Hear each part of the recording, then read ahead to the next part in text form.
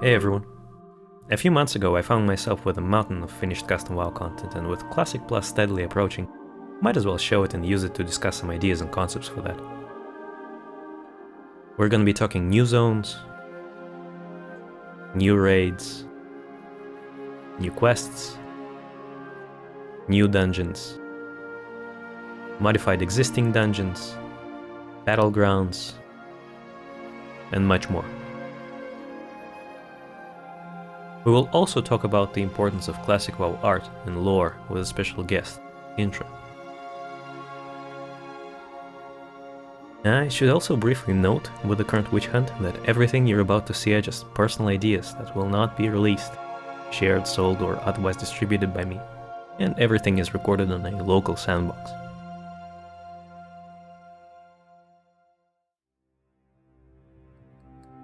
I've always been a fan of WoW.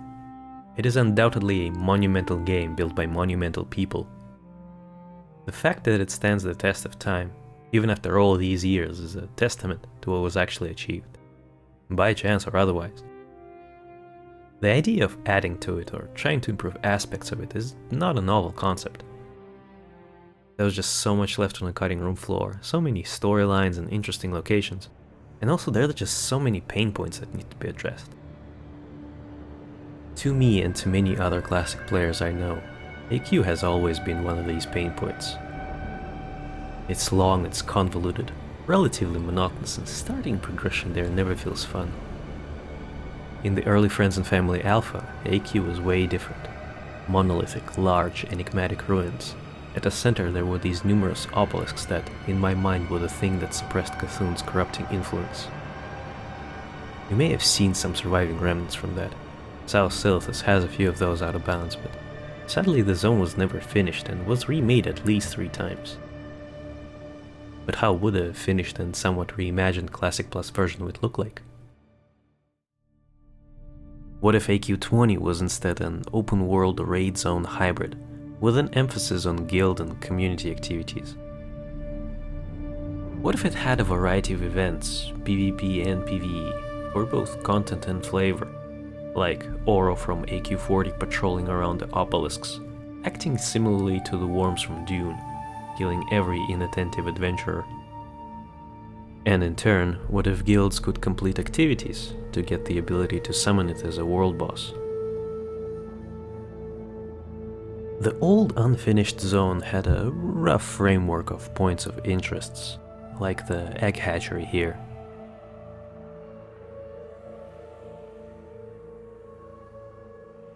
And expanding that, what if players had to delve into its new, creepy hives, fighting their way through to whatever their goal would be?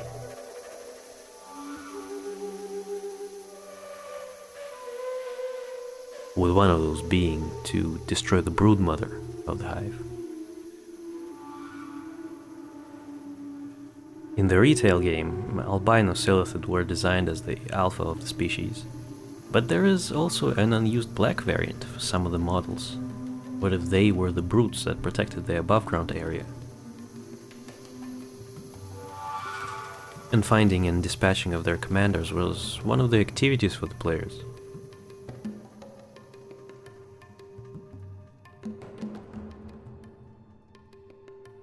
With the zone being open world, you could of course go to the temple, but you would quickly discover that the doors are closed. Though you could just sneak around it, going past the ruins of ancient walls and structures.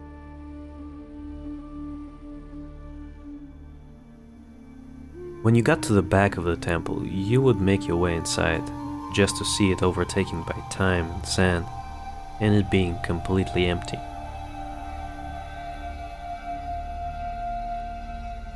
Finding out what happened and where Cthulhu went would have been the main narrative quest for the players, which would ultimately lead you through the maze of ruined obelisks at the collapsed floor in the middle of the zone. But that's a story for another time.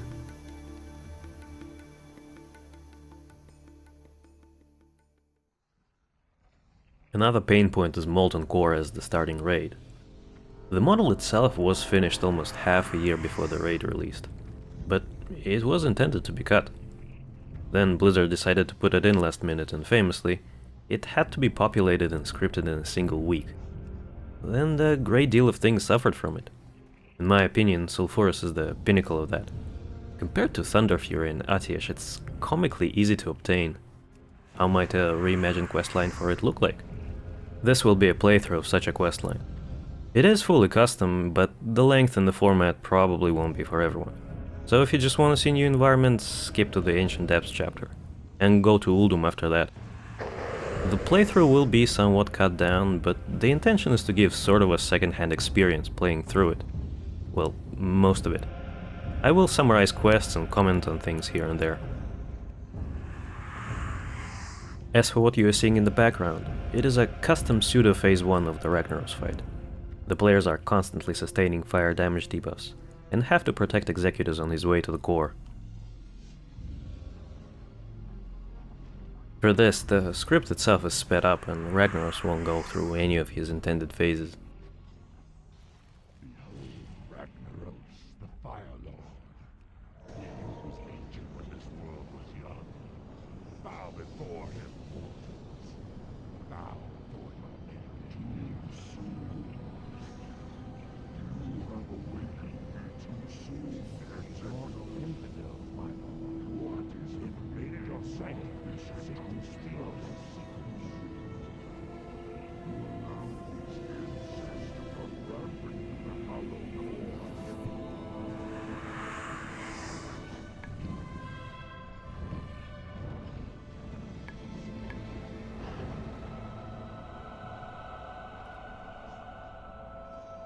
Upon his death, we loot the Eye and the Shaman loot.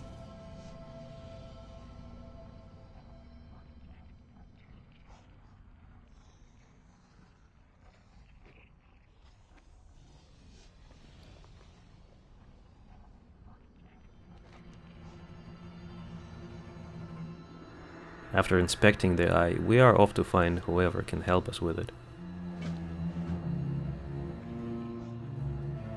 Our first logical step is of course the people with the knowledge required to make equipment of the Fire Lord, the Thorium Brotherhood.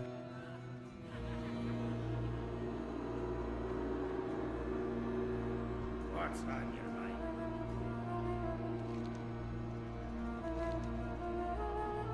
What's your bet? Lokthos tells us he can't really help us. He has heard of what we seek, but the secrets of crafting the hammers are lost, as all the greatest crafters of the Dark Iron clan are now dead. As sad as that notion is, that is our clue. Up with you.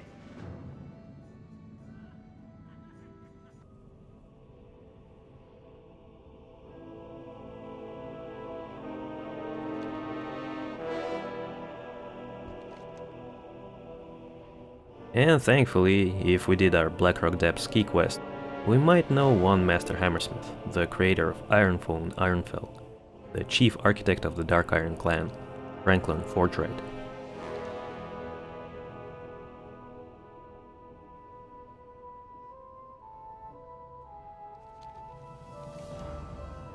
He is intrigued by our request, and tells us that getting the alloys that would sustain the power of the Eye is the tricky part. He will help us find what we need, if we make sure that his apprentice is safe in the Dark Iron City.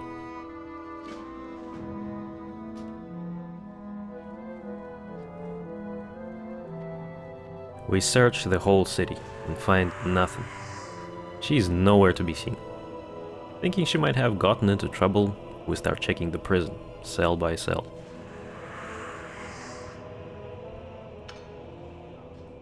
But she's not here. And not here. And not here. You get the point, I'll save you the montage. We have diligently searched everything, left no stone in the dungeon unturned. Until we see a tortured dwarf in the cage near the entrance. We can't easily get there, unless we do the jump.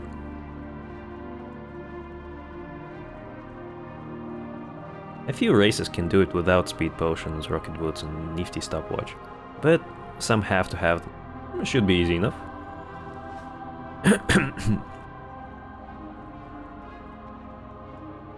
First try. We speak to the dwarf and it's her, thank God.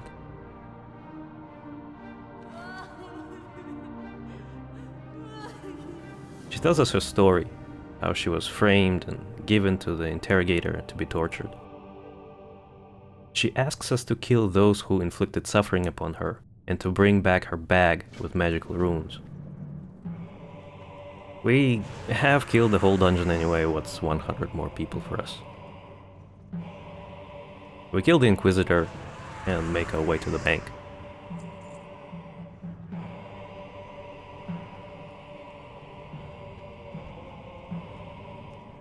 Word of Stilgis doesn't have a chance against us, and we recover the apprentice's bag.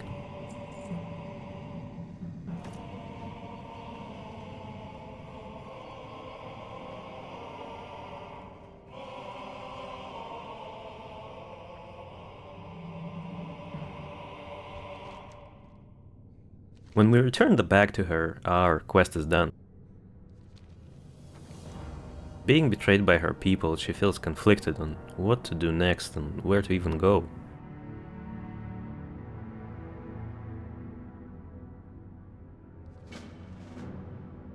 But, at last, free. She teleports out, and we are one step closer.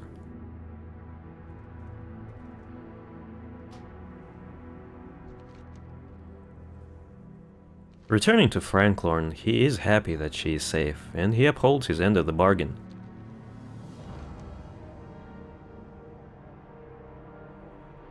We are told to find his house in the Shadowforge city, and to get his ancient heartstone, bound to the Forgotten Depths, a sort of prototype for the Dark Iron stone road building method. Though he warns us that that place now is haunted by a manifestation of the avarice that plagued their race.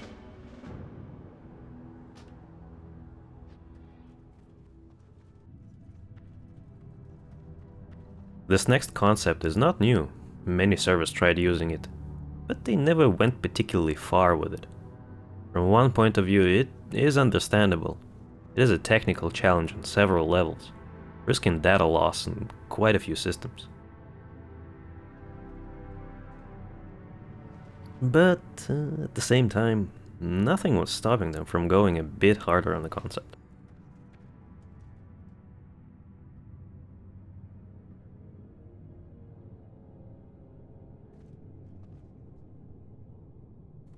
Going down to the house, it is lit only by the glow of lava reflecting on the walls.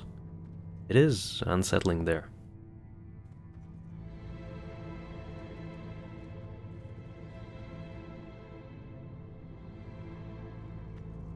But in the corner of the workshop, we spot a lone storage trunk.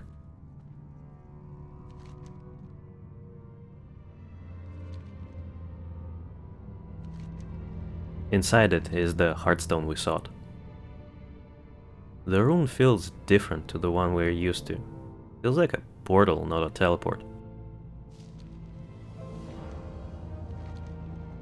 But it is weak, and so it has to be used near the being that bound it.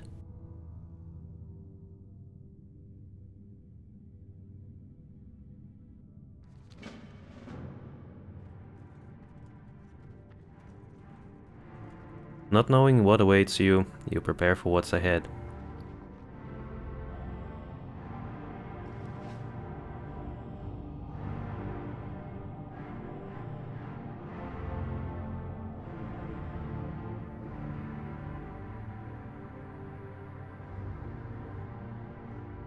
Entering the depths, you see a ghost of flame that radiates pure dread. Hesitating to move forward, you take a moment to look around.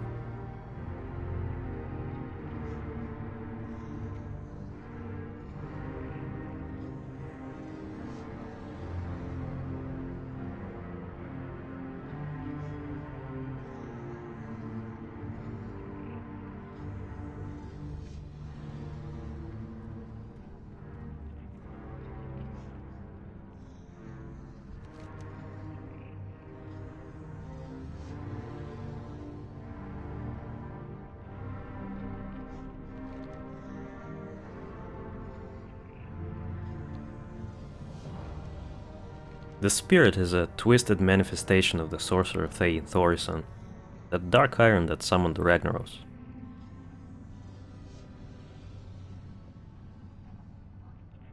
You feel the danger it poses, and your confidence is slowly smoldering away.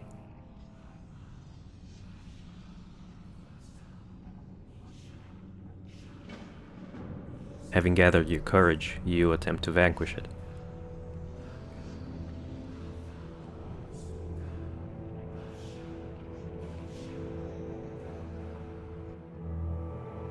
But pretty quickly after that, you die. The Heartstone is a portal, and you get your guildmates and friends in, but they can't help you. It is a 1v1 fight. They can give you buffs, they can help you theorycraft, but mostly they laugh at your failures. They celebrate your small wins, and together you think through the fight. Time goes by, and you slowly figure out how mechanics work, which consumes or items you need to use and when, what needs to be dodged and where, what needs to be soaked or interrupted. Then, when you are confident that the last hurdle to overcome is the DPS check, you prepare as much as you can. You get raid buffs, world buffs, consumes, everything.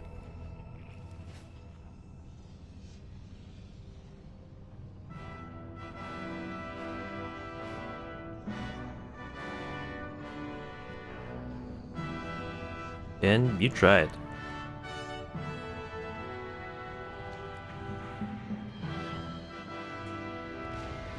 And you win. After defeating the spirit, a chest appears in the middle of the arena. A chest with various scrolls and recipes. We see the ones that we need. One for blacksmithing, one for smelting, and detailed schematics on how to assemble the hammer.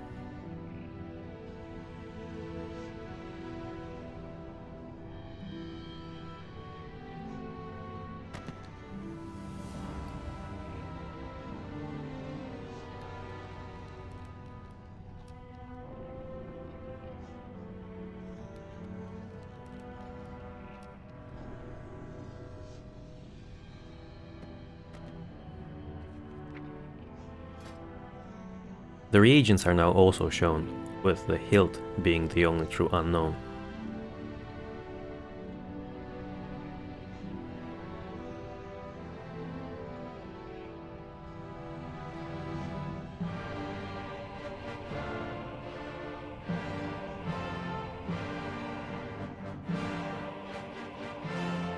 The search for an artisan that can help us doesn't take long. The master hammersmith accepts to help us make a hilt for the hammer. A bone from Onyxia, as well as an assortment of reagents from the raid, as well as a lot of essence from high-level elementals.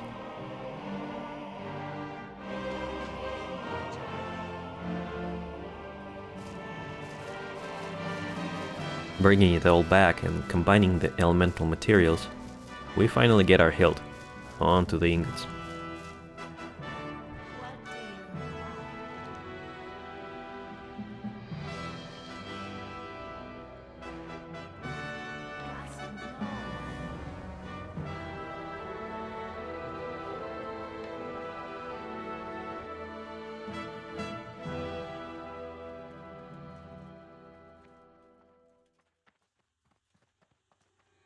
The ore is found in the molten core. It is mined from Golimac.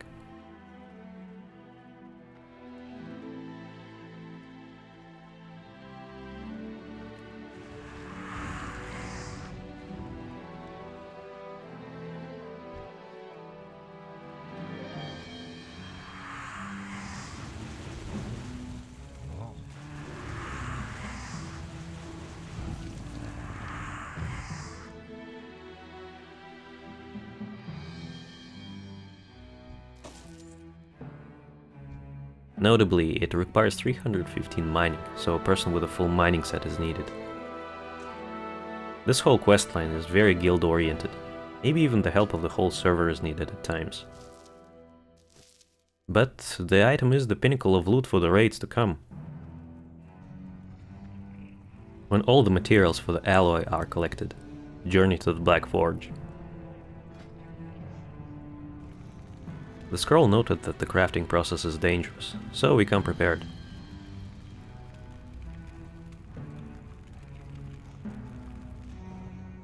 The damage is missing a visual, but it is a small AoE and can hit for up to 4000.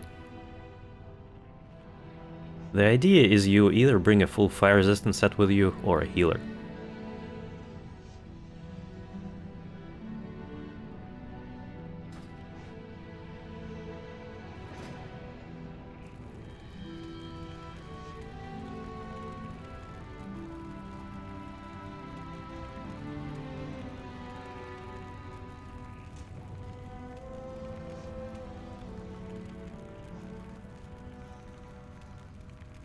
After crafting the last ingot and getting the rest of the raid materials, it's time to craft this.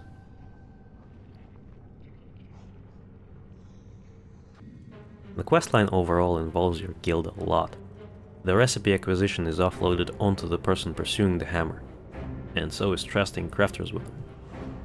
The idea behind the schematics is to force people that are getting the hammer to be there, no more buying it on the auction house. In this case, the schematics being consumed weren't implemented yet, but they would be lost, meaning one person doing the quest equals one mace crafted. You can't pick them up if, for whatever reason, you want to cancel the craft, and protections against losing them in a rogue crash or disconnect are important.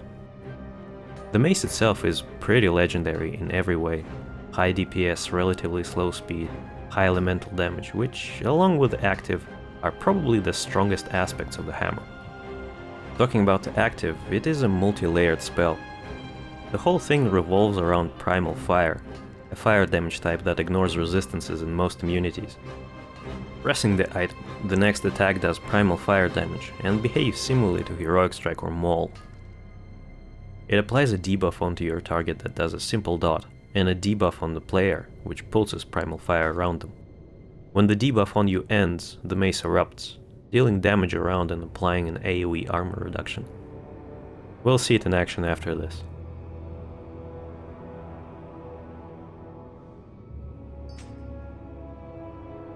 Overall, this version is a bit busted, mostly because of how elemental damage functions and the damage calculations.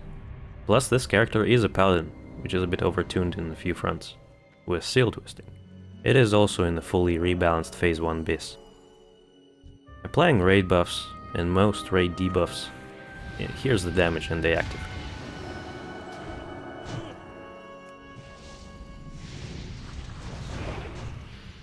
And congratulations! You twisted your brains out, you're top DPS, you pulled threat, and now you're happily dead. Also note the damage Seal of Blood did.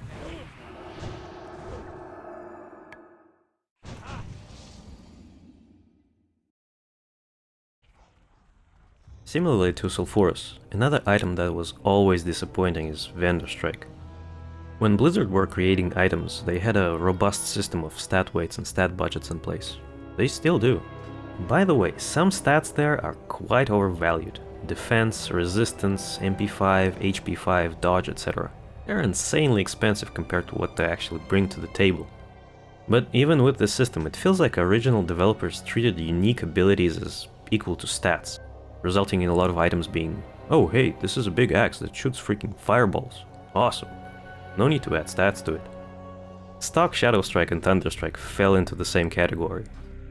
In this version, there is a strike for every element, so 6 in total. Most are for flavor, some are for transmog, and a few are usable.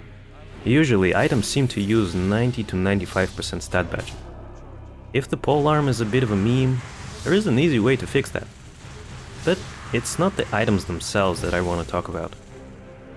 For years the item has been laughed at. It deserves something more. So here, if you kill the boss that drops it, with one of the polearms equipped, you got a new quest item. The quest item is a half-burnt diary page, detailing the journey of an unknown company of adventurers who is seeking to kill Moltar and her spider offsprings within the molten core. It does appear that they failed, and it is an opportunity for us to figure out what happened.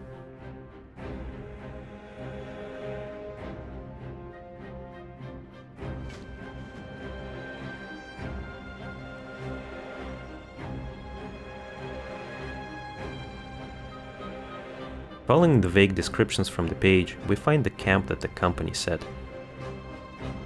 It did note that few survived their journey here, and it shows.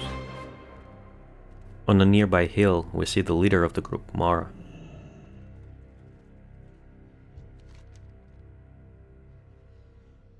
Stricken with grief, she doesn't want to talk to us. But after showing her the diary page, she reluctantly tells us what happened. The 7 surviving members of the Iron Vanguard journeyed into the depths of the molten core, and only she was able to shamefully flee. Now she asks us to bring the polearms of her followers, hoping to give them a ritualistic burial.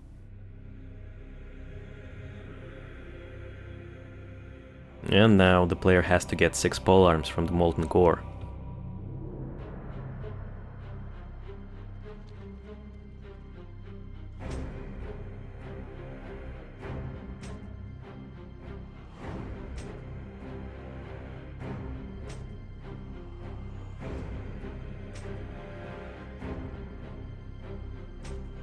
When that is done, we bring them back to Mara.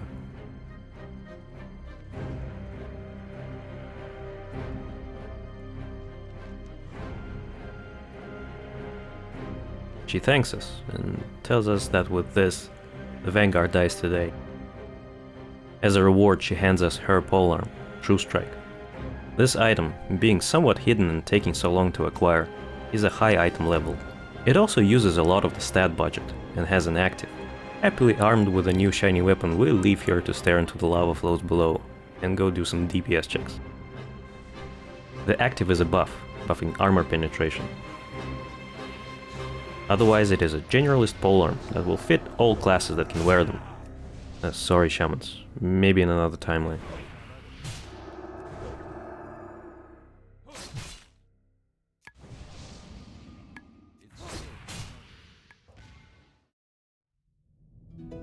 Having him see as the first raid nowadays is probably not the right call. In an ideal world you would alternate new and old raids, adding wings and bosses, changing encounters and loot for the latter. This raid is intended to be a Titan facility with a reimagined, classic and RPG-oriented Titan art style. To talk about it and more, I'll pass it over to our guest Intra. Uldum was one of those unreleased mysteries that excited me about the vanilla world. It was my hope that several of the storylines from vanilla that either fizzled out or ended abruptly could have seen completion through these additions to endgame content. The Dwarven questlines features unearthing secrets from the very beginning, and once you finally reach into the walls of Uldum, you learn from the Lorekeeper of Norgannon of the existence of major Titan facilities containing the secrets of the world. And among them, Uldum, the research facility. The questlines continue all the way into Tanaris, where the hopeful dwarves had directed their full attention towards discovering this place. Upon finally discovering and entering it, I wanted to depict it with all its strangeness that makes it feel out of this world, but still grounded in it. I took inspiration from a lesser explored Titan motif found in Maraudon, the Titan Vault of Terramok, the ruins of which you see prominently before entering the dungeon. In addition to that, before the vanilla entrance to Uldum, you find pillars with serpents coiling around them, a motif that reminds me of the dragonflights, whom the Titans entrusted to maintain the world. So, expanding upon this motif, I incorporated these ideas into a massive, multi-layered megalithic expanse. In wanting to avoid the sci-fi-esque machinery for the Titans, we could lean into a parallel storyline featured in vanilla, which also never got fully fleshed out, which was the obelisk crystals on Nerungoro Crater and Celithus. Researching the ideas from the words of an early WoW quest designer, we chanced to learn that these crystals were connected to Titans and Uldum, but got left off, since Uldum's development was not on schedule and subsequently got scrapped. So now, inside the facility, they remain as one of the last Titan technologies that are still retaining some functionality. But I didn't want Uldum to just look like a spectacle. One of my favorite features of certain vanilla dungeons is that they feel like wild adventures. Like, how in Blackrock Depths you step foot into a gladiator arena, then later bumble your way into the capital and start a fight with a bar bouncer. And then you go to the Senate and you fight the Senate and the royalty, and before you know it, you're fighting the ambassador to Ragnaros domain. So I tried to bring some of the adventure spirit into the raid format, having you climb broken pillars, so you can parachute your way into a boss platform, and scaling the surrounding mountains, so you can rappel your way down into an enclosed room through a hole blown open by goblin dynamite.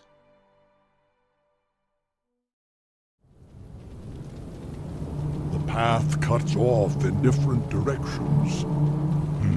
Either of those caverns could stretch for miles.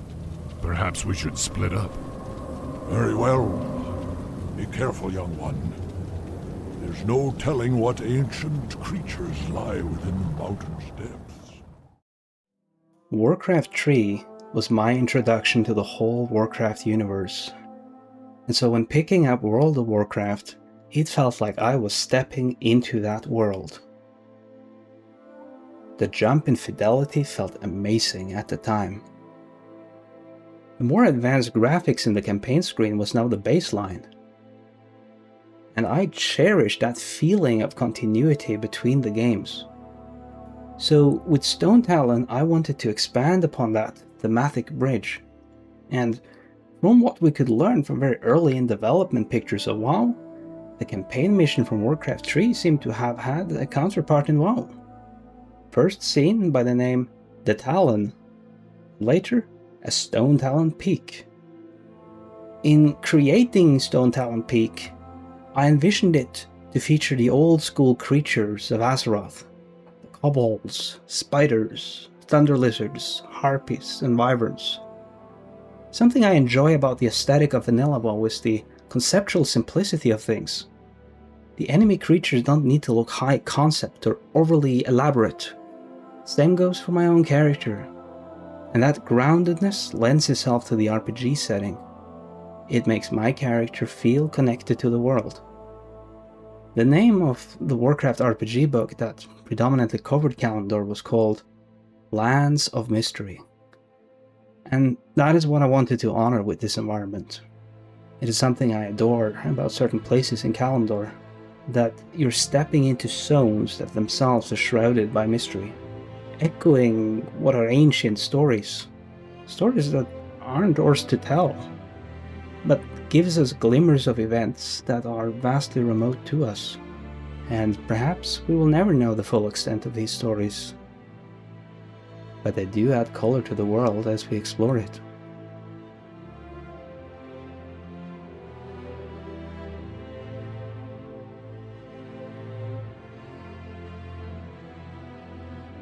As I was interested in seeing how the Warcraft 3 dungeon-style map ambience could be translated into WoW, and at the same time, I was curious to explore both Stonetalon Caverns as seen in Warcraft 3, as well as Stonetalon Peak, as it may have existed as a WoW dungeon. So I took the classic forking road between Cairn and Thrall and turned it into two separate dungeons. One in which the tunnel lead you to the peaks, and another in which the tunnels lead you into the depths, in which you can find the petrified remains of Princess Asun still standing.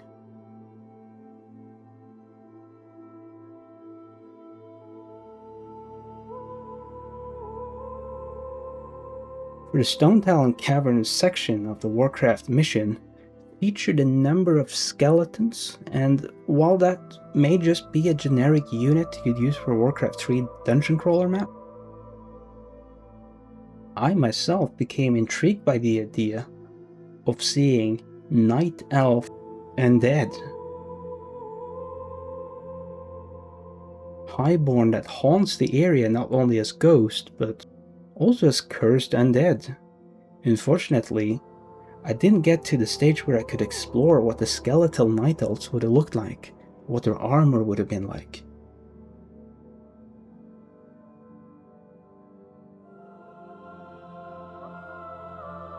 But I think it could have been a unique and neat concept, and taken together, I think the dungeons would have added more character to the whole continent of Kalimdor.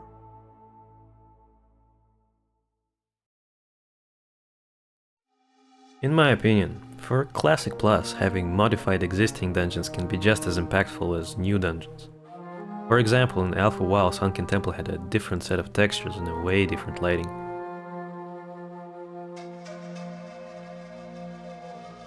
Fun fact, how many of you knew that this room was supposed to be a kitchen? Goes to show you how much just simple textures can do.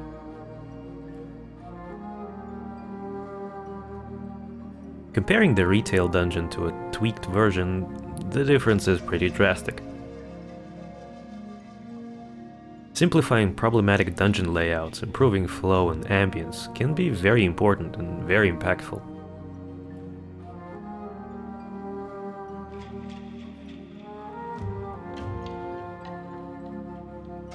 But also a few new boss rooms here and there, new encounters, new quest lines, new loot.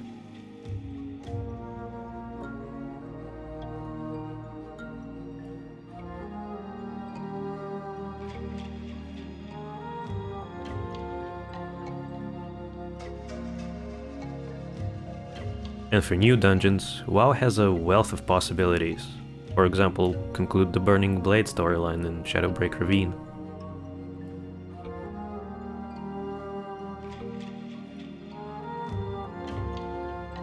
It takes just a quick read through the old RPG books to get ideas for dungeons. Some even come with already designed layouts, Baal Modan, Shrine of the Scarab. You can also expand old concepts, like the Knight's Hollow.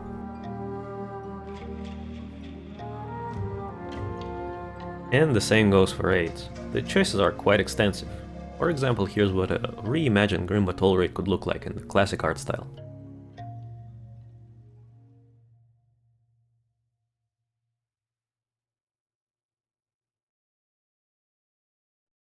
Talking about PvP, classic BGs are a bit lacking by today's standards. The one you are seeing now is called Alterac Lowlands, and is a version of Alterac for smaller queues. In concept, it is based on the very first version of Alterac that Blizzard has ever created. It was just Fields of Strife and 2 bases, but had 2 PvE camps on each side. This one in essence is more of a miniature AV with an added PvE aspect. In the normal BG you can collect armor scrap to get an armor buff. What if that concept was pushed further? Players could fight over PvE camps for the opportunity to get a variety of buffs, to both stats and things like movement speed. PvP players could set up ambushes on farmers or gank people near the turn-ins. For this, each faction gets 2 new camps. Horde gets the Artillerist camp and the Blademaster's hut. Alliance gets the Repair camp and the Blacksmith. The environment emphasizes the Fields of Strife, the 2 groups that have been fighting for a while, and every side is tired, the machinery and weaponry included.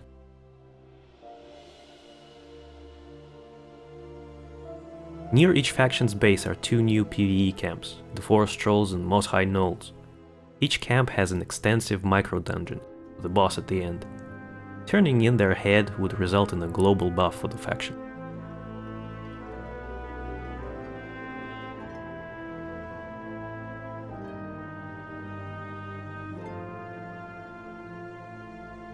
The BG would function the same way, destroy 2 towers, kill the boss of the opposite faction, with buff simplifying the task.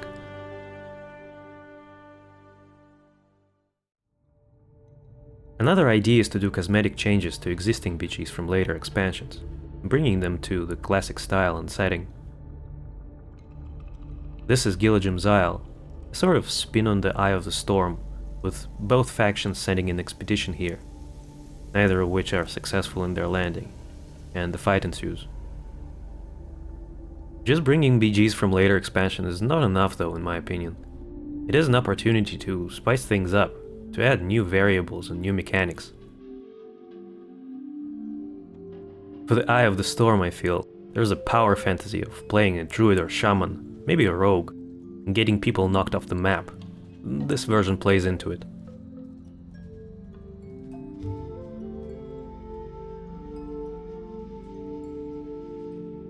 It adds a layer to controlling the bases.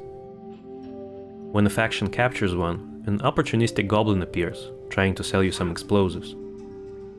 They are powerful, but not without their drawbacks, and they are in limited supply, replenishing slowly. The first one is a simple, foolproof mine, intended to zone people out or maybe help you get people off you. It arms for a few seconds, and after that, if an enemy comes into its proximity, it explodes, knocking them away. The second one, we'll get to it in a bit. As the server progresses, it would have been easy to add more types to spice things up. Maybe rocket jump boots to try to recover from a fall, or a bigger bomb with a bigger AoE but a longer cast. Maybe a single target rocket that stuns, etc. The bomb is a bit tricky. In some situations it is an insta-kill. Well, where's the fun in that? Being an easy throw product, it can of course backfire, sending the user into the water below, where they become part of the food chain.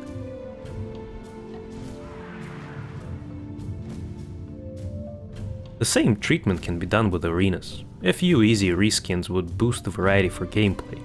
Well, that assumes arenas are even going to be a thing in Classic Plus.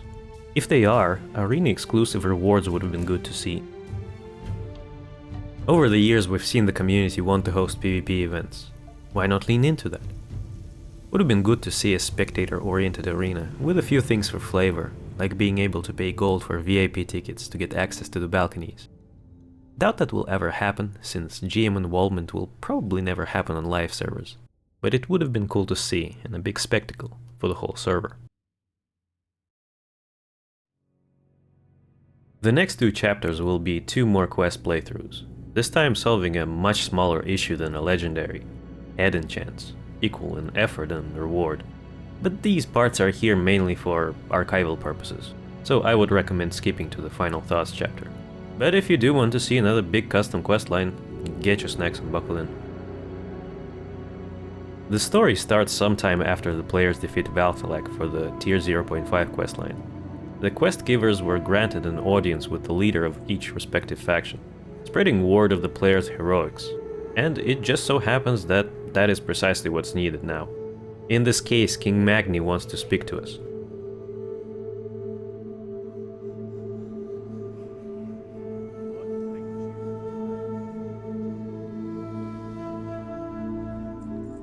He tells us that various sources are sounding alarms about something strange happening in Winterspring. Spirestone ogre presence, magical anomalies, elemental unrest, and we are tasked with investigating it.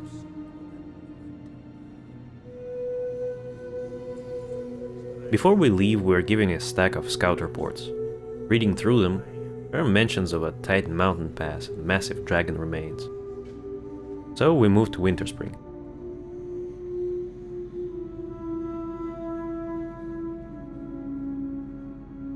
After a bit of searching in East Winterspring, we find the aforementioned mountain pass.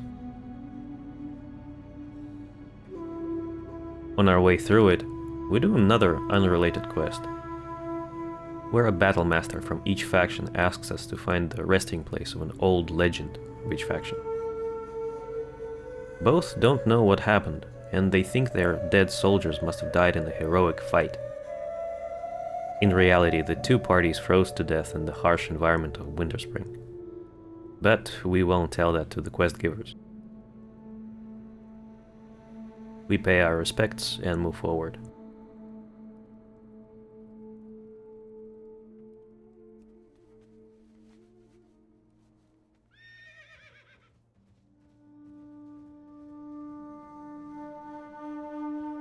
The bones are imposing, and the dragon must have died here a long time ago.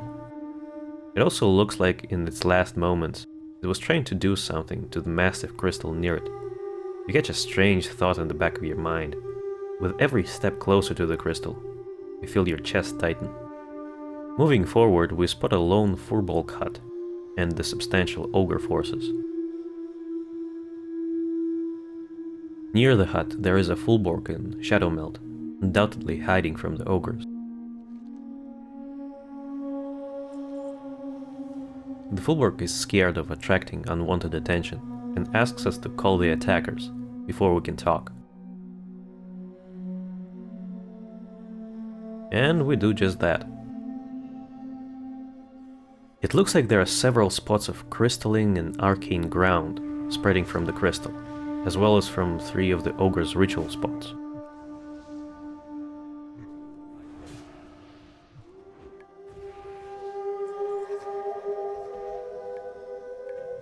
It doesn't take long for us to kill the brutes protecting the mages and the channelers themselves. After that, we return to the Fulburg.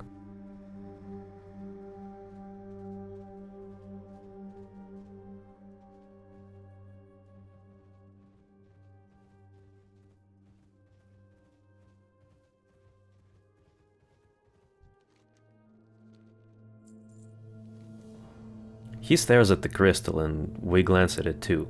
There's a deep sense of unease that comes in ever-growing radiating waves from it. It feels as if all the surrounding energies are being absorbed by it. But the Fulborg agrees to answer our questions. He introduces himself, Talrok of the Timbermaw tribe.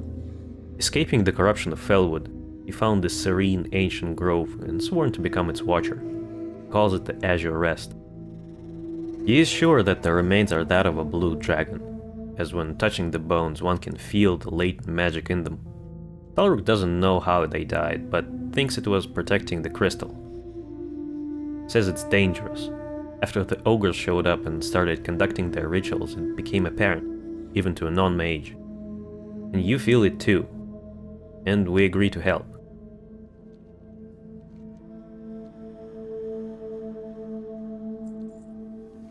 Ultimately, the power required to do so is beyond us, so we start thinking of a solution. Winterspring is home to the Caverns of Masteril, the lair of the blue dragonflight in Kalimdor. Maybe someone there can help us. It is not a friendly place, and either by force or by stealth, we get through to the reclusive matron protectorate. Her eyes are locked in the direction of the crystal. One can tell that she also feels the unrest of the energies there. Hearing us out, she can't believe how she missed a resting member of her brood so close to her. Same for the crystal, whatever it is. It is apparent that it is extremely dangerous. It is felt all the way here, and it's growing, feeding. It continuing to do so cannot be allowed, and we need answers, and fast. With the situation being time-sensitive, Ailey can help us get there a bit faster, albeit slightly unconventionally.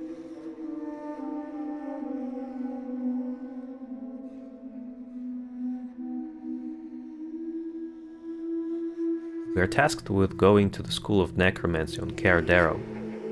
We need to recover the Scepter of Vectus, a necromancer who is experimenting with creating undead dragons. After being transported to Western Plaguelands, we move towards Scholomance.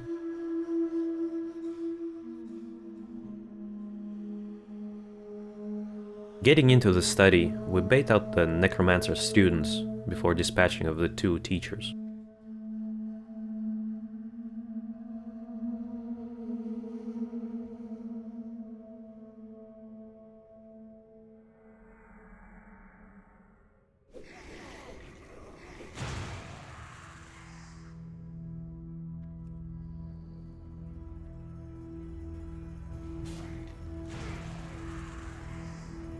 We give them a quick death and pry the scepter from Vectus's dead hands.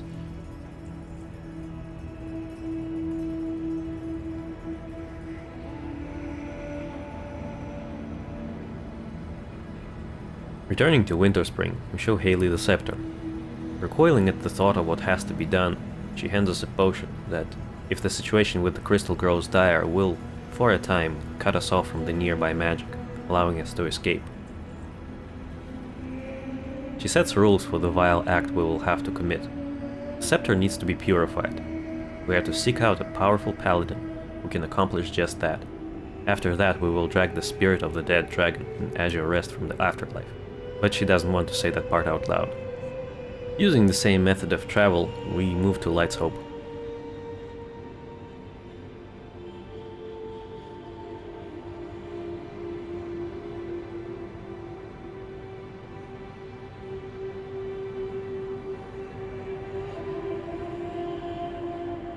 Speaking with Lord Maxwell Tyrosus, he sees our plight and agrees to help. The ritual will need a few reagents. A bar of Arcanite, 3 sacred candles, 3 piles of soul dust, a symbol of divinity, and a bottle of holy water from Strathel.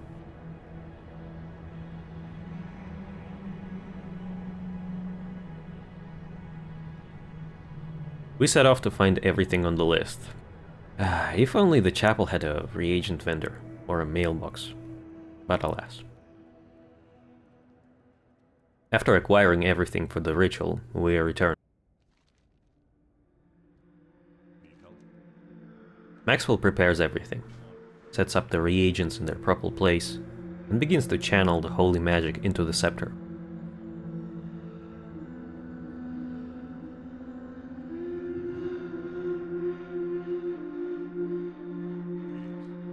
When the ritual concludes, the scepter is purified.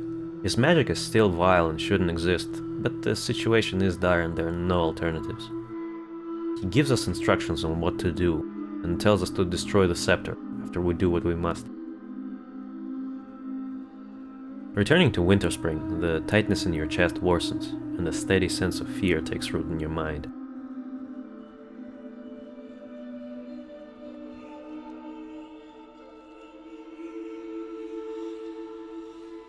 Talking to Talruk, we update him on what happened. Hearing that the blue dragonfly told you to do this, he allows us to approach the bones.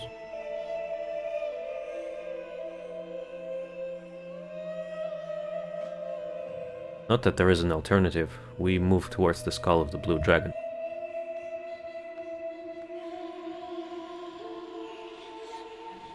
After channeling the magic of the scepter into the skull, a spirit manifests before us.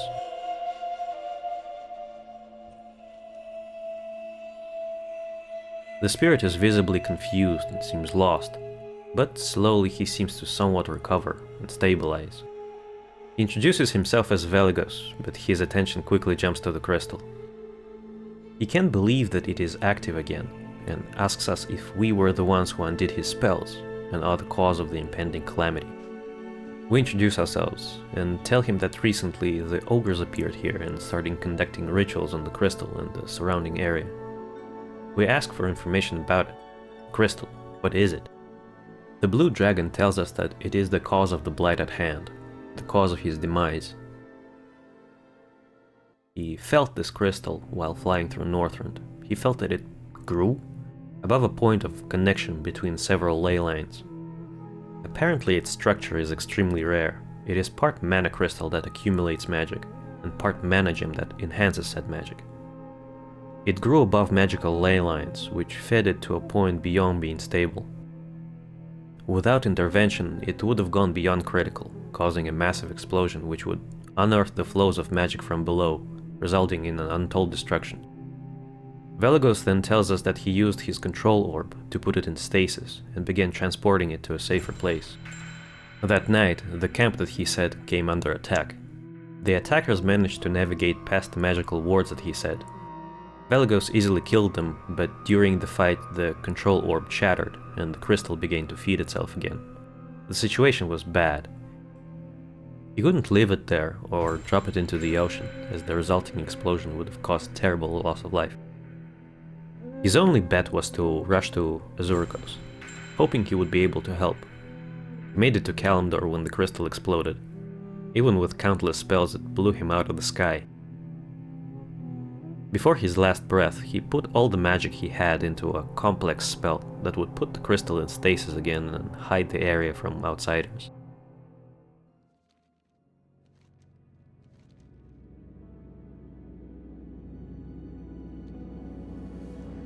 Having heard everything that we need, Veligos tells us that he senses one more ongoing ritual in a nearby cave. Something helps the crystal empower itself, and we need to stop it. He also believes the ogres had gotten a hold of his orb and managed to use its magic somehow. The ogres don't seem to relent, so we clear them again.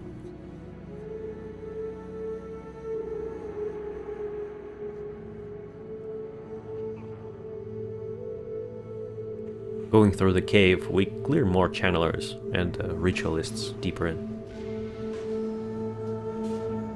Having cleared the cave, we'll return to the spirit.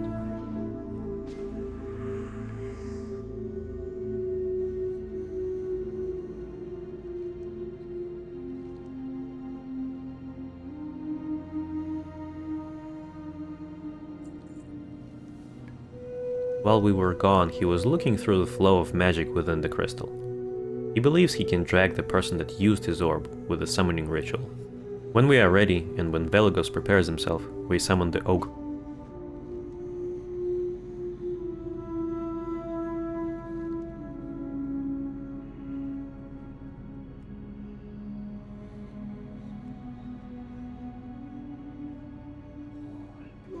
The summoned Spirestone Magaslord is unhappy with what just happened, and curses us, saying that messing with Uldum's lieutenant is not the smartest move.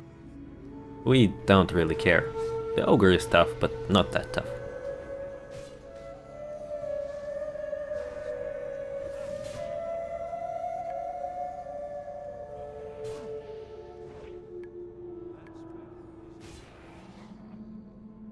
Looting his corpse, we spot the first half of Veligos' control orb, and return back to the blue dragon.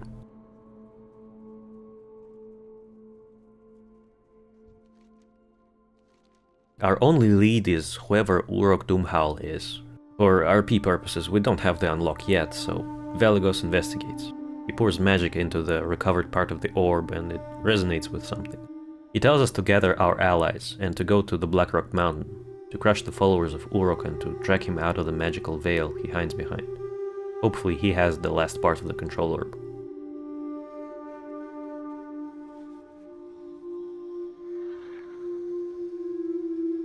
And we do just that. We slaughter the Spirestone pretend leaders and challenge Uruk.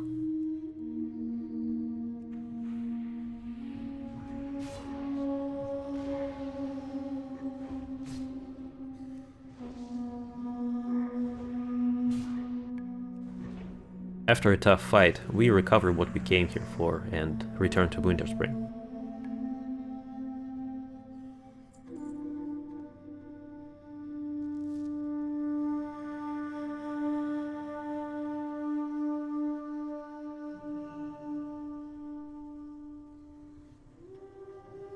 The Blue Dragon's spirit seems to be getting stronger, and he is a bit more hopeful, now that the second half is recovered.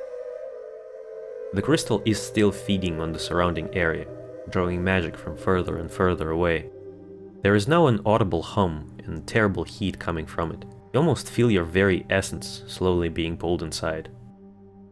The orb can't be repaired, but it might still be used. The Veligos needs to amass more strength. While he does that, we are tasked with gathering reagents for powerful wards that will make sure that the arcane blight is contained for good. The list of reagents is quite extensive. 4 Guardian Stone from Ungoro Golems, 2 Cured Rugged Hides, 2 Mooncloth and 2 Anti-Magic Potions.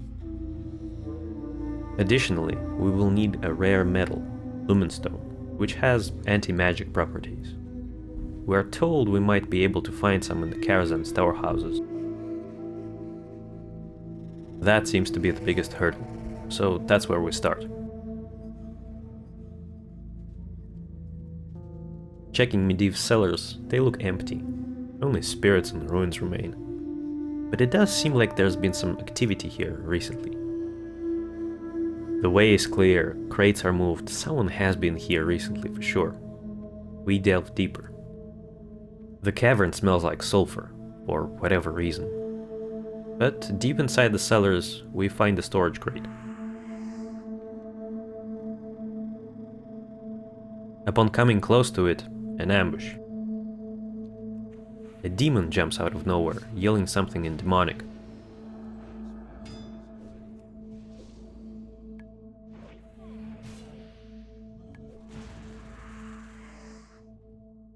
After we deal with it, we spot a stone tablet on his corpse. We can't read it and resort to trying to find whoever else was here. Based on the signs we saw at the entrance, they appear to be human. This starts a sort of a detour questline. It's not particularly hard, but it just breaks up the flow, which was the intention.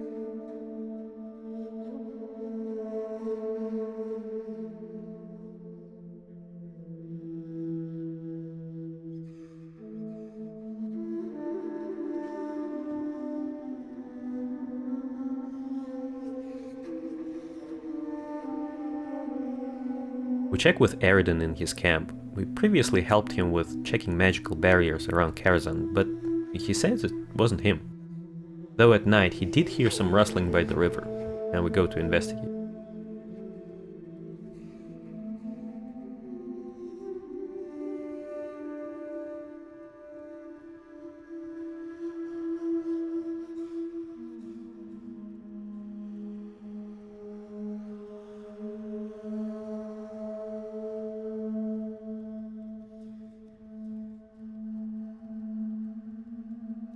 Running down, we spot a tired-looking Kirintor mage. He doesn't seem to notice us. After we talk, he tells us yes, it was he who was trying to go through the Karazhan cellars.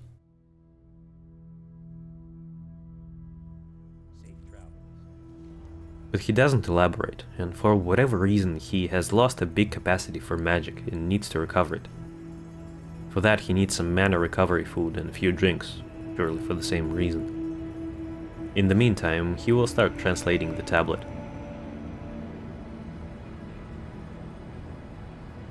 We bring him nightfin soup and some alcohol, and he seems to slowly recover.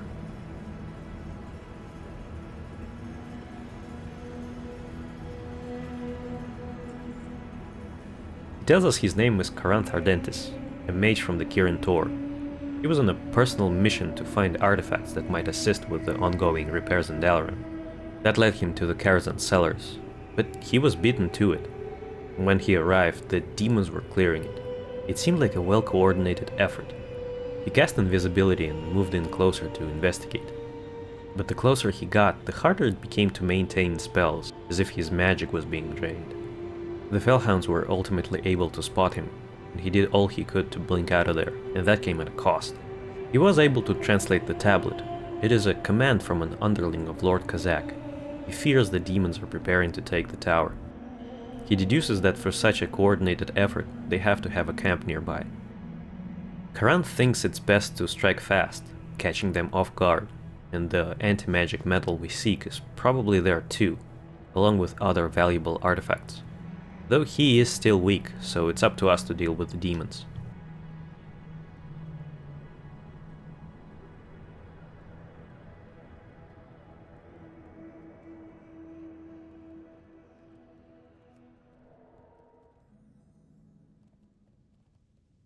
Approaching the upper reach, we see dead ogres, and the demons that presumably killed them. It looks like they took over one of the ogre mounds and set up a summoning stone to get more of the invading force in. They are tough, probably the toughest demons you fought up to this point. They seem to be several types: Felguards, Fellhounds, Infernals, and undoubtedly a leader in here somewhere. We clear the invading forces.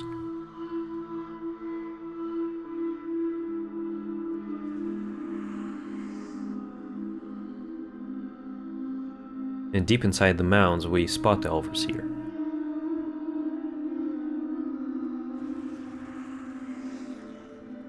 Next to him is a box of relics. We take it and move our way back to the camp.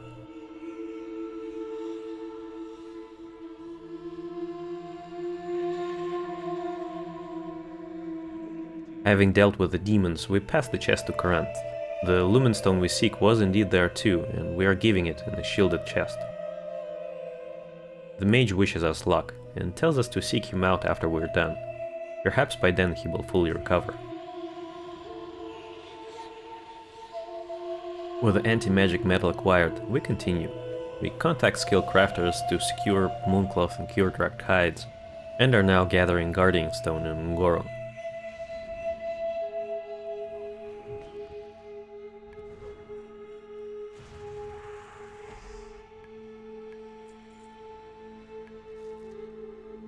Knowing alchemy, we also brew the potions.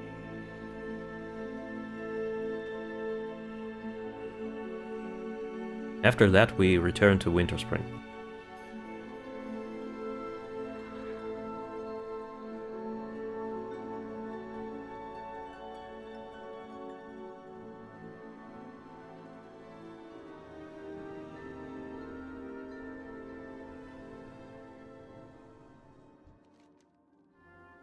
We give everything to Veligos and he starts to conjure the wards.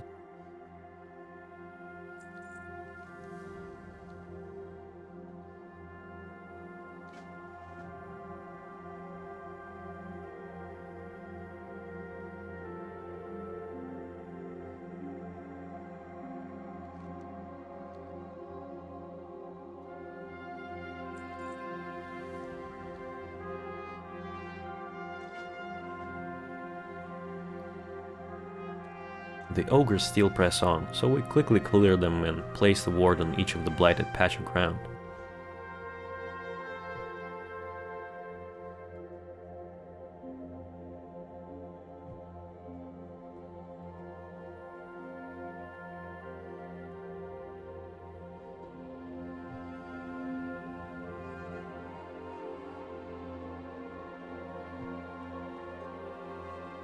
Now it is finally time to deal with the crystal.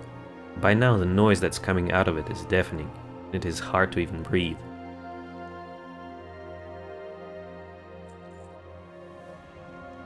Pelagos has a plan.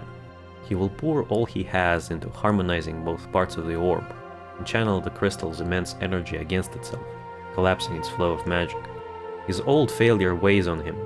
Back then he wished to study it, but now it matters little. We prepare to finally deal with the crystal. Channeling the orb, it feels as if a vacuum starts to form around the crystal, as if great weight folds into itself. And then the crystal falls silent. A sense of relief washes over, well, everything. The chill winter-spring air slowly becomes breathable again. With the threat dealt with, the blue dragon asks us for forgiveness, asks us to bring a memento of his to his brood, to caution them to tell his story, and asks us to snap the necromancer's scepter. He takes a second to look into the ocean below and tells us he's ready. We say our goodbyes and he casts a spell to shatter the scepter.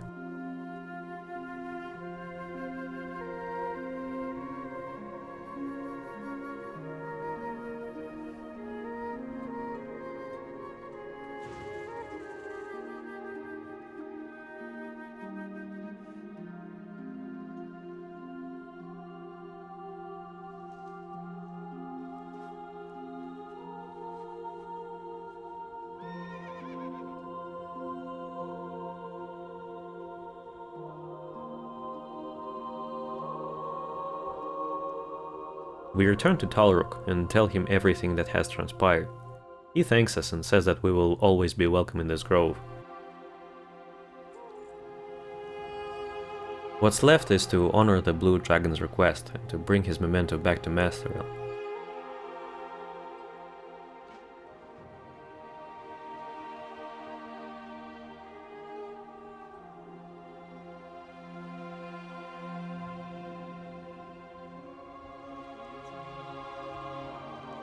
Talking with Haley, she listens to our story. She will make sure the Velagos is remembered and gives us a token of gratitude.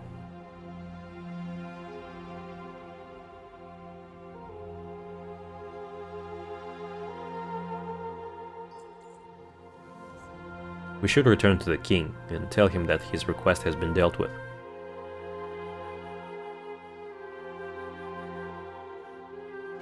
No kick this time though.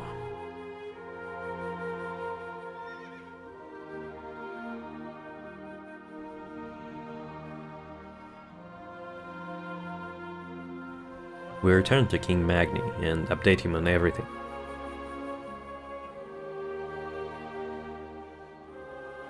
With that, the questline is done. Almost. When we turn in the quest, we get a letter from the Kirintor mage we met in Deadwind Pass.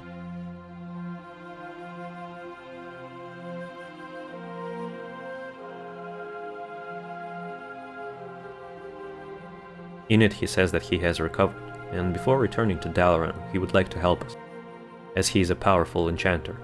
The head enchants that he gives are intended to be a solution for the classic ones, where it's 300 plus gold for veracity and the rest is, well, not veracity.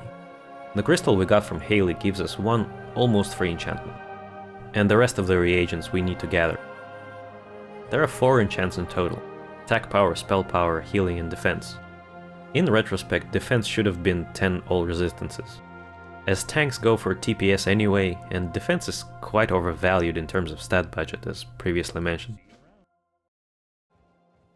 But in the end, it is a material sink and enchant cost equalizer. Karanth can synthesize new materials for around 200-250 gold worth of Mooncloth, Arcanite or Cured Racked Hide, meaning if you play the game and have one of these professions, it's practically free with time. You can also buy them depending on the state of the market. The questline is long, it is also extremely expensive. The enchants should probably be account bound after a bit.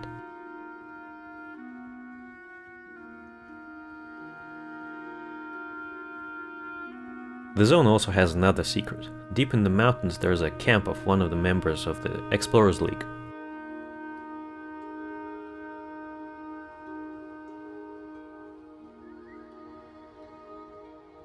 The explorer himself is nowhere to be found, but inside his tent is a diary.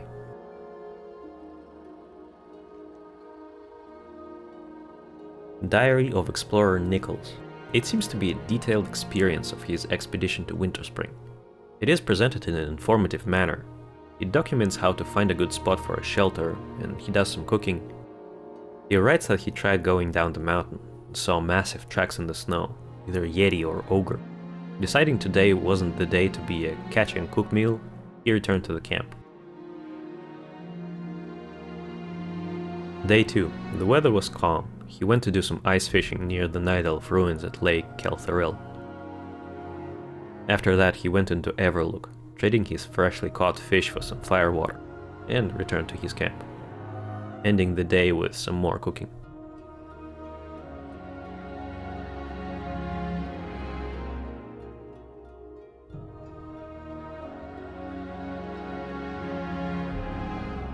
Day 3.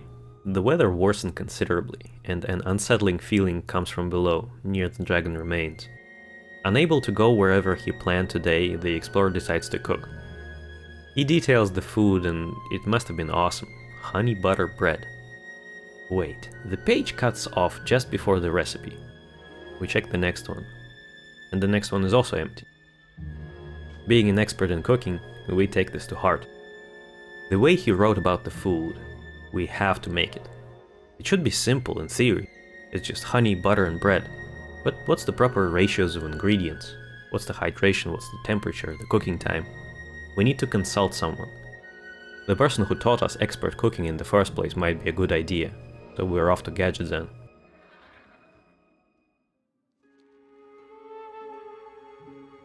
By the way, if you're still watching and you get the reference, gotta like the video.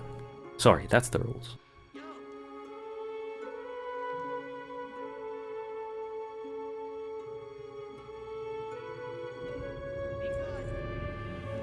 Being a butcher, George gets almost offended at the fact that we're asking him to help with a bread recipe. It gets so much on his nerves that he starts rambling how outlandish the ingredients seem. Starting with honey, he's never even seen bees around. The closest thing to those are wasps in Ungoro, and who knows if they even have honey. They do have some large stingers though, so he ain't checking. For butter, there's only one cow farm in all of Azeroth, located in South Shore. And apparently horde rogues are stealing their products from them, so they're not doing too good. Bread on the other hand is easy, most food vendors have fresh bread. Extracting the instructions from his angry ramblings, we're off to see what we can get.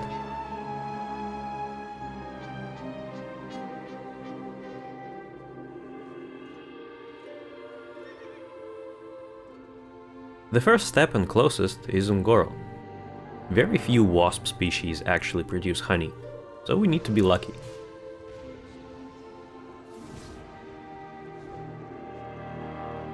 Avoiding the silithid wasps, we track down the normal ones, and we're in luck.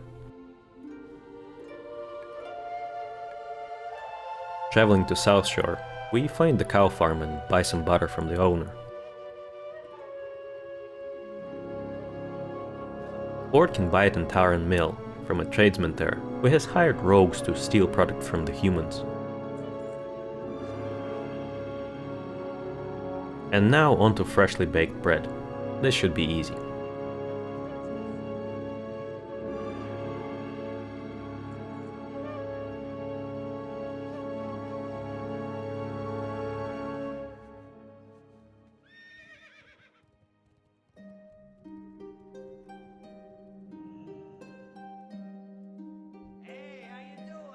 Bringing everything to Dirge, he is impressed by the fact that we managed to get everything, and agrees to give it a test.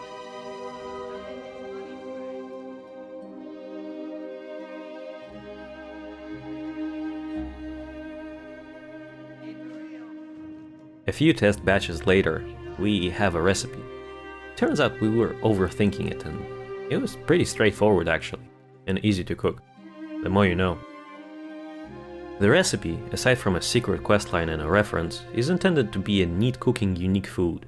One that doesn't cause power creep, and results mainly in inventory slots being saved by not having to bring particular resistance food to the encounters that need it. But of course, general raiders still have access to the same amount of resistance from other food buffs.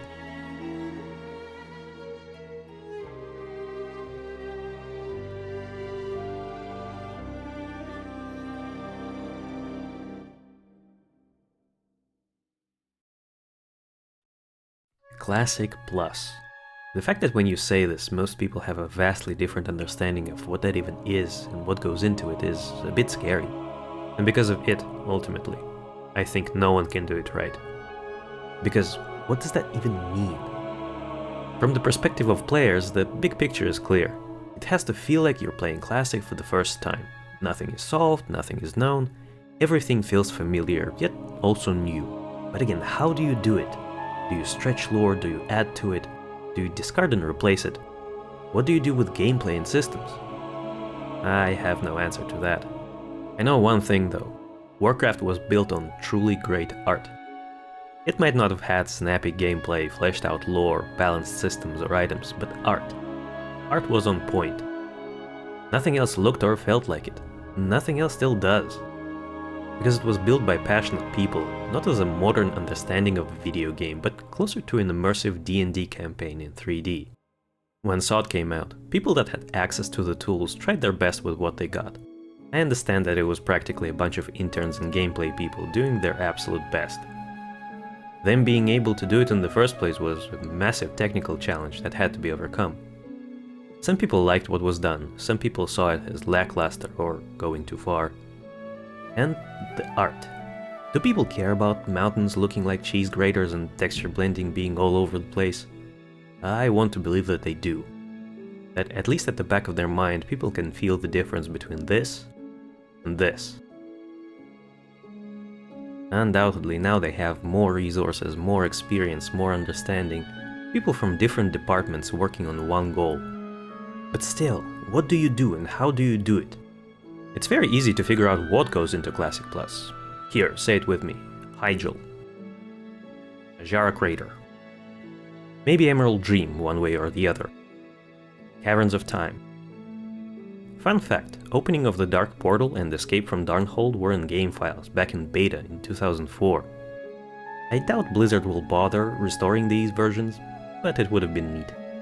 Anyway, Timbermaw Hold has to be in Classic Plus. But again, how do you do it? Will it be to the standard people nowadays expect? Dev time versus expectations. That, in my opinion, is the biggest issue for the game. For example, let's say Dalaran is out of the bubble in Classic Plus. How do you do it? In Dragonflight Alpha, Blizzard had a cut scenario where Dalaran was seemingly on the ground in the Broken Isles, and the entrance to it was creative. If it is in Classic Plus, do you think it's going to look closer to this? Or to this? In reality, it should look like neither of those.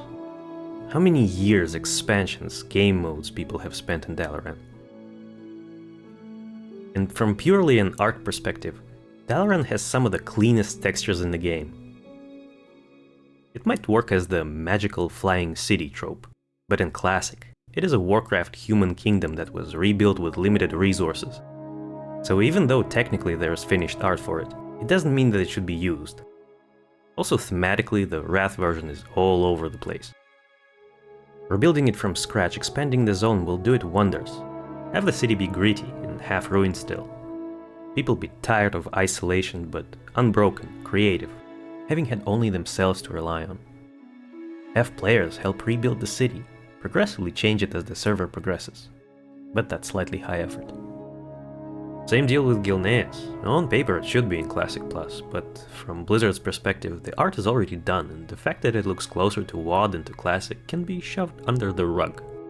So much easy stuff can be just slotted into the content treadmill this way. I sincerely hope that I'm wrong, and I'm just cynical by the way things have been. But modern game dev is weird. In the absence of passion and presence of shareholders, you have to essentially design a way for people to waste time while using as little resources as possible. I'm not saying that people working at Blizzard are passionless, far from it. I can name a great deal of amazing, inspiring people there. But the environment. For every content treadmill, there has to be a developer treadmill as well, with deadlines, rules, guidelines, and oversight. Does that allow for a great deal of passion and ambition, risk and exploration? Blizzard's lawyers will clear the way for Classic Plus. The product will be put out.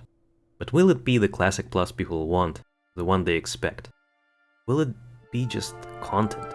Or will it be a meaningful experience like the original was? And in today's gaming environment, does that even matter? Do people even care? I hope. I hope people that direct art know and are influenced by the greats. I hope assets that are being made aren't just made with "it has to be low poly" in mind. I hope modern WoW's Disney aesthetic doesn't get its way into Classic. I hope Wrath and Kata assets aren't reused to cheaply pad out content at the expense of the art style. I hope the modern outsourcing culture doesn't turn this into Reforged. I hope current gaming influences like battle passes and pay-to-win editions don't poison the game. I hope at least a part of the original soul will be preserved. I hope. But we shall see. And I hope you learned or saw something maybe interesting. Maybe gained a new perspective on things. Thank you for watching, and I'll see you around.